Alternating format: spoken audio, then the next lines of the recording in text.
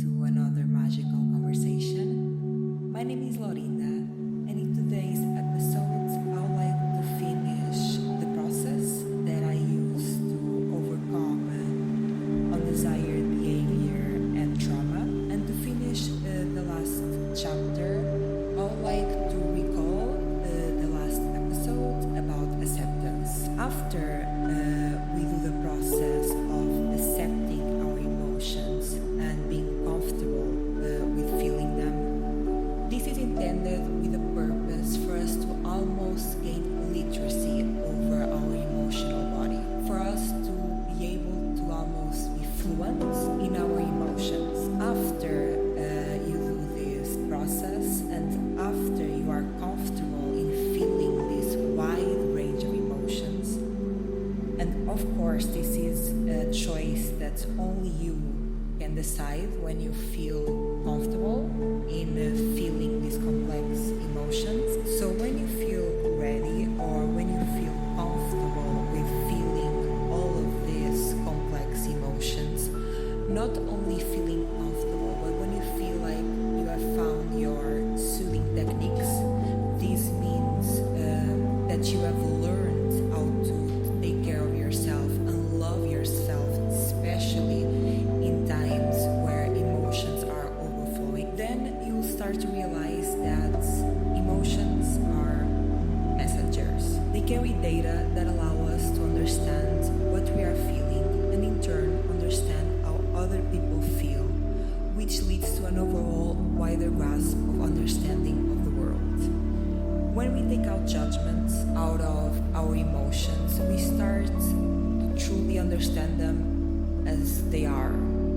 That is information. And this information tells us how we are feeling. This is basically this translation of our emotional body for us to be able to understand how are we interacting with the world and if it is the right interaction for us. And all of these emotions, they can do one of two things. They can destroy you. For example, this happens a lot when we are triggered by something, someone, and we act out of a place of emotion. Okay, this can be anger. When we act out of a place of emotion, especially when these emotions related to anger or insecurity, we are letting our emotions take power over us. And this is not necessarily bad. I think there are many ways, for example, letting happiness take over you and just sharing that happiness is a good example of that. Now, sadness, for example, can be expressed in many different ways. If we express sadness by, okay, I'm sad, I'm crying because I feel hurt about this, let me just work through this, let's work through this together, whatever. Or you can express sadness by blaming the other, by putting the guilt on the other. And that is not an emotion that will build you, that is an emotion that will destroy you. So the same emotion can build you or destroy you. That's where we have our free will. That's where it comes our choice. What we want to do with these emotions. Do we want to act through them or do we want to learn with them? So this is truly a process of understanding your emotions, feeling them, feeling comfortable with feeling them.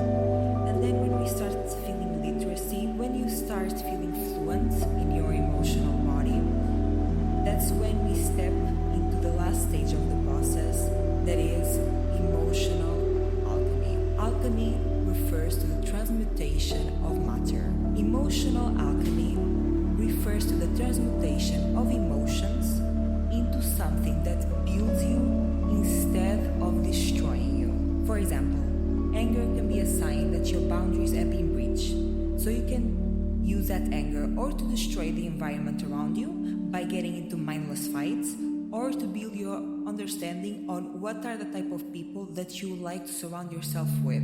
Guilt can indicate that you have breached your own boundaries, where you can choose to live with the heaviness of the guilt or set yourself free with the lightness of forgiveness. Anxiety can alert us to danger, real or not. There are many things that I have learned through experience, my own range of complex emotions. What I'm trying to say with emotional alchemy is I take all these feelings, right? And I ask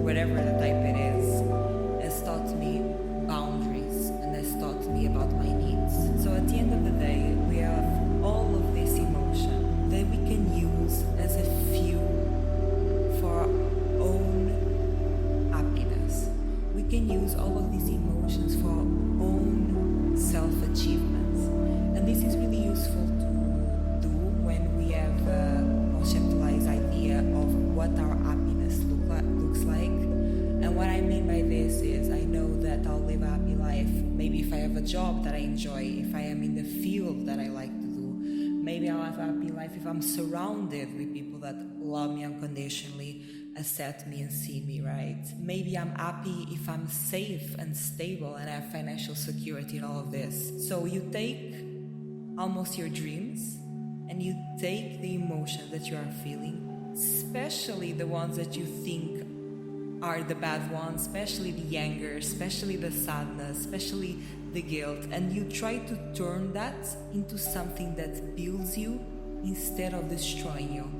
So, for example, I use my anger to drive me for my business, especially because I always had this issue of not being able to feel comfortable in being seen by who I truly was, by my authentic self. So now I think, that anger of maybe people projecting their own insecurities on me, and I use almost other people's insecurities that they projected onto me, and I use the anger that I have gained from those experiences to drive me through my business. Sadness, it gives me so much wisdom, it gives me so much knowledge that I use again to share with you in this podcast. Anxiety always reminds me to take such good care of myself. Fear reminds me of my inner child, as I spoke in episode 1. So this is truly a beautiful process of alchemizing, of transmuting, of transforming your weaknesses into your strength. It's about claiming yourself as a whole and claiming the entirety of your inner power and inner self to creating the life that you are deserving of. Thank you so much for listening.